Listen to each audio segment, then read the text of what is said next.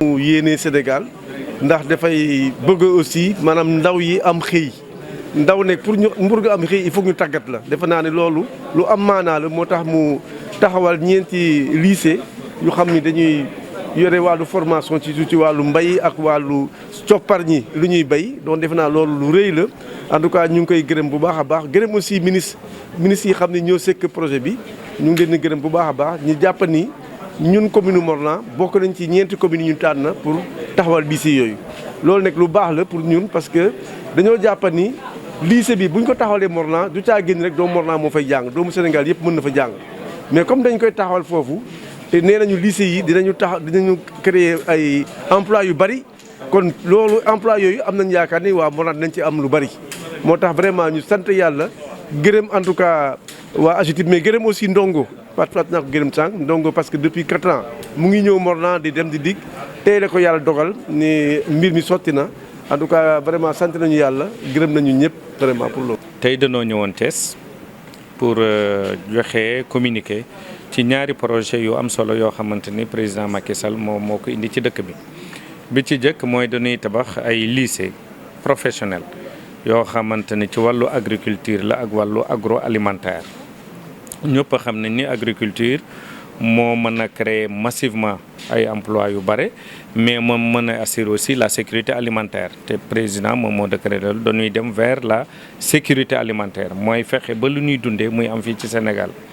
solo yi lycée yi nag mooy daf ñuy permettre lii am ci pays européens yi nga xam ne agriculture bi dañ ko organiser agriculture bi dañ ko équiper ñi ciy liggéey dañ leen di former loolu la lycée yi di def si beneen innovation bi ci am mooy dañoo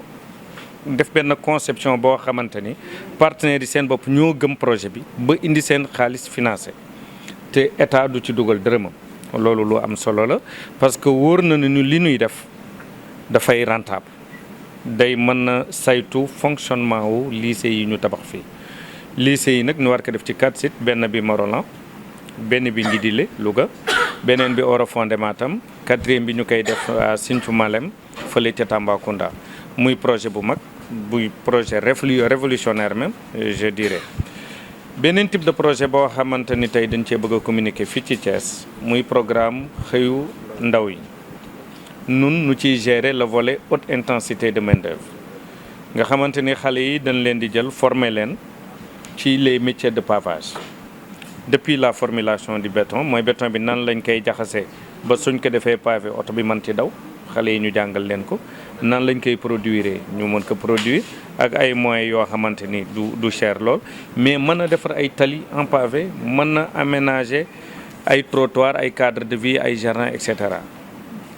solo si mooy lépp loo xamante ni machine da ko doon def te nit mën ko def ñu génnee machine dugal nit ki daanu créer ay emploi daanu def redistribution des richesses xaalis bi dina dugg ci famille yi daañu améliorer cadre de vie yi et cetera et cetera mais beneen nouveauté bu am Thiès dañoo constaté woon ak l'ancien maire Talla Sylla que Thiès dafa bari ay xale yoo xamante ni ci mbedd mi la ñuy ne mooy amuñu liggéey amuñu palta amuñu place te ñooñu ci société bi la ñu bokk kenn waru leen bàyyi noonu rek nga xamante ni xamatuñu fu ñu jëm te suñu xamul fu ñu jëm kenn xamul lu ñuy defi ëllëg ñu tabaxal leen benn centre boo xamante ni fa lañ leen di récupérer duggalaat leen ci société bi former leen mais verser leen ci programme xëyu ndaw yi ñuy ñëw jàng liggéey di am salaire am famille am lépp duggaat daal ci biir société bi comme ñeneen ñi nañ ci nekkee. waaw projet bu mel nii bu mën a mobiliser tous ces bailleurs nga xam ne ñoom ñëpp ci pays européens yu bari la ñu jógee ñëw tey il fallait que nous am toutes les garanties yi mooy d'abord waxtaan ak maire yi waxtaan ak population yi depuis 3 ans ñu ngi waxtaan ak maire ak population yi ba am nañu délibération yëpp ci 4 sites yu ñuy dem yëpp population yi ñoo nu gën a yàkkamti sax nu ñëw démarrer commencé nañu Orofondé tey ñoo ngi démarrer fii nu mu tuddeeti Morolan donc cela veut dire quoi que ñëpp ci ànd te ñëpp ko yàkkamti te incha allah fii ak 16 mois daañu dellu si fi pour inaugurer. fukk ak juróomi junni emploi donc 5000 emplois permanents nga xam ne moom dañuy liggéey 12 mois sur 12 ak 10 000 yoo xamante ni c'est des saisonniers comme ni ko compagnie sucrière di defee léegi dañuy diviser par 4 rek nga am liggéey am au niveau de kii autour de 4000 quoi Thiès 4000 pour les lycées Et pour le moment, programme Xëyu Ndaw yi pour le moment on va aller vers 600 mais mën nañ ko porter jusqu'à 1000. lycée yi dañoo ànd ak ay équipements de dernière génération mooy ci production d'aliments de bétail ci transformation des produits dañ fiy defar fromage di fi defar ay saucisson di transformer lait bi lépp lu ñuy bay di ko emballer di ko jaay waxatuñu nun sécurité alimentaire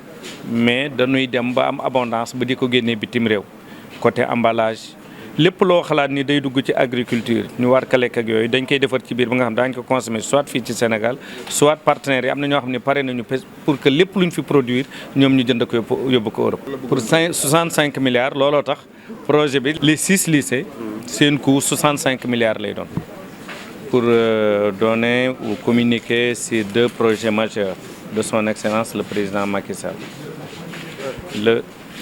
Le premier projet porte naturellement sur les lycées professionnels en agriculture et agroalimentaire avec une approche partenariat public-privé. Ces lycées se développent sur une superficie de 100 hectares avec une formation duale pour permettre aux zones bénéficiaires non seulement de pouvoir développer l'agrobusiness, mais de pouvoir créer massivement des emplois au bénéfice des populations impactées. Le deuxième projet, c'est le projet de création d'emplois à haute intensité de main-d'œuvre. Comme vous le savez, au Sénégal, le BTP marche, donc naturellement tout devrait marcher. Et pour que tout marche, il faudrait avoir une approche très sociale en essayant de mettre l'homme à la place des machines à chaque fois que c'est possible.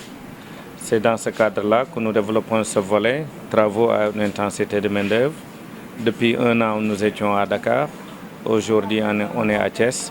pour faire des routes en pavé depuis la production jusqu'à la pose. Mais Thiès a la particularité aussi de bénéficier d'un centre pour les jeunes de la rue ou les jeunes dans la rue ou les jeunes qui sont en marge de la société. Et les 2 projets combinés, le centre de récupération, de sensibilisation, d'enrôlement et d'insertion socio-économique dénommé Thiès Kërou Xale yi et le programme haute intensité de main-d'œuvre nous permettra de booster l'emploi des jeunes au niveau de la région de Thiès. Booster à hauteur de combien de jeunes intérêts dans le milieu professionnel? Déjà, il y a 2 programmes. Si c'est les lycées en agriculture et agroalimentaire, nous allons créer 5 000 emplois permanents et 10 000 emplois saisonniers. Pour le programme Xëyu Ndaw yi, nous avions comme objectif de créer 2 000 emplois, mais nous avions proposé à l'État d'aller jusqu'à 10 000. Aujourd'hui, on est à Thiès. Dans un premier temps, nous voulons créer au moins 600 emplois, en attendant que l'État nous accompagne dans cette dynamique pour pouvoir porter le nombre à plus de 1000 jeunes recrutés dans la région. Qui sont ceux qui peuvent intégrer ces lycées? Est-ce que ce sont uniquement des jeunes, des élèves résidents dans les zones d'intervention du projet ou ils viendront d'autres localités? Autre question a trait un peu à ces jeunes qui sont déjà dans l'agriculture, dans le maraîchage. Est-ce qu'ils sont concernés par ce projet également? Mais bien sûr, en fait, les lycées sont des centres de formation comme tous les autres centres de formation mis en place par l'État. Ici, la nouveauté, c'est que l'État ne met pas de sous, ce sont les partenaires qui viennent, qui financent, qui mettent les équipements et l'État achète la formation professionnelle. Donc c'est un projet innovant. Ces centres sont indépendants du point de vue de la gestion financière et de l'administration parce qu'il y a de l'agrobusiness qui est dispensé. Ce centre peut enrôler les jeunes qui ont des diplômes comme les jeunes qui ont un niveau scolaire assez faible et même les jeunes qui n'en ont pas. Parce que c'est un centre d'incubation, c'est un centre de formation pour tous les jeunes Sénégalais. Pour le moment, nous allons réaliser 4 lycées professionnels. Un à Thiès, à Morolan, particulièrement l'autre lycée dans la région de Matam à Worofondé. Le 3e lycée est dans la région de Tambacounda à Sinthiou Malem et le 4e lycée est dans la région de Louga à Nguidilé. Donc, mais ces lycées sont érigés pour tous les jeunes